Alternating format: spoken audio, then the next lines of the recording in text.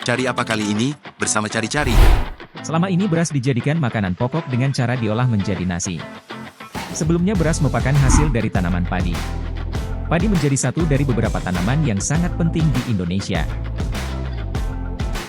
Beras merupakan komoditas primer bagi bangsa Indonesia, mengingat beras menjadi sumber karbohidrat utama masyarakat Indonesia saat ini. Daripada penasaran, apa saja keunggulan produksi beras dari negara Indonesia?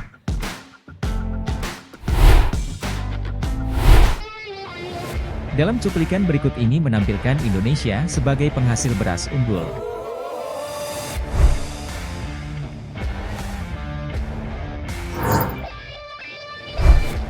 Penghasil beras di dunia. Hampir separuh lebih populasi di dunia mengandalkan beras sebagai bahan makanan pokok, mulai dari negara-negara Asia hingga Afrika, termasuk Indonesia. Indonesia termasuk negara urutan keempat sebagai penghasil beras terbesar di dunia saat ini setelah Cina, India dan Bangladesh. Pada tahun 2023, Indonesia memproduksi beras mencapai 34 juta ton metrik. Sebagian besar daerah penghasil beras di Indonesia terletak di Pulau Jawa dan Sumatera.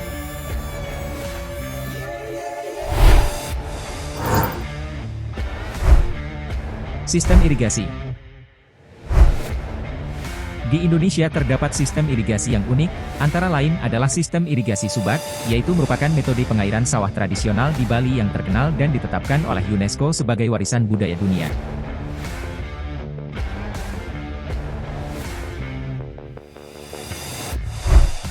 Subak adalah sebuah organisasi yang dimiliki oleh masyarakat petani di Bali yang khusus mengatur tentang manajemen atau sistem pengairan irigasi sawah secara tradisional.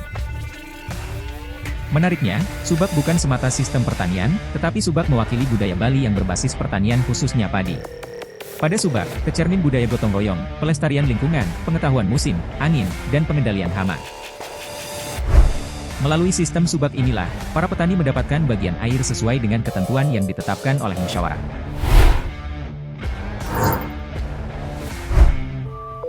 Sistem terasering.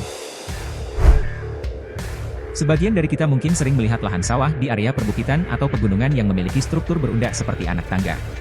Struktur lahan sawah seperti itu memiliki sebutan terasering. Tujuan pembuatan terasering adalah untuk mengurangi kecepatan aliran air dan meningkatkan resapan air. Dengan begitu, tanah pegunungan dan perbukitan yang miring, jadi dapat digunakan sebagai lahan pertanian. Terasering juga bisa menjadi cara mencegah tanah longsor. Melihat tingkat kesulitan metode ini di dalam mengolah lahan pertanian, kebayang gak betapa hebatnya para petani di Indonesia.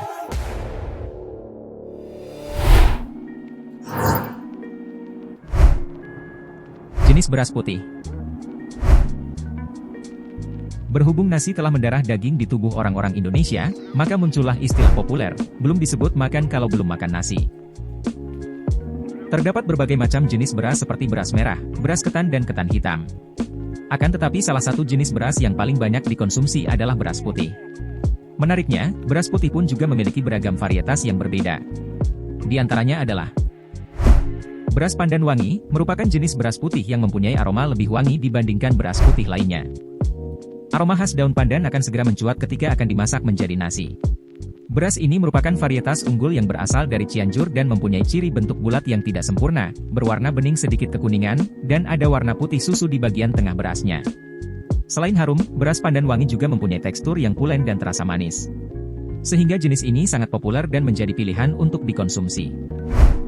Beras Setra Ramos merupakan jenis beras yang berbulir panjang tapi aromanya tidak seperti pandan wangi.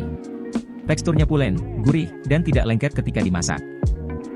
Apabila beras berkualitas seperti pandan wangi mempunyai harga yang cukup tinggi, jenis ini ditawarkan dengan harga yang lebih terjangkau. Memilih jenis ini sebaiknya segera dikonsumsi karena kualitasnya akan menurun setelah 3 bulan. Beras Rojolele merupakan jenis beras yang dibudidayakan di daerah Jawa Tengah dan Jawa Timur.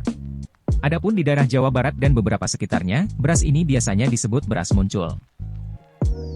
Bentuk beras ini adalah bulat dan sedikit memanjang dengan warna yang tidak bening.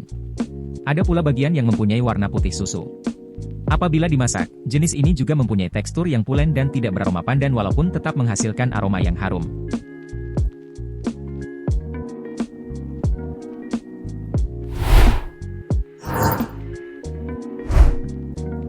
Musim tanam.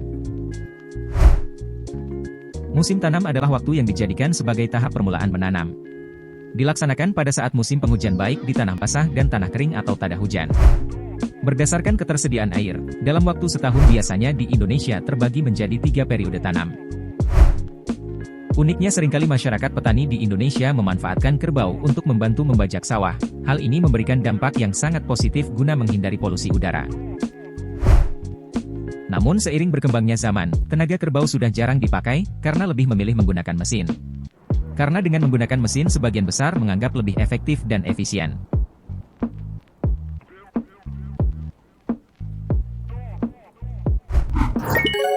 Terima kasih. Jangan lupa subscribe.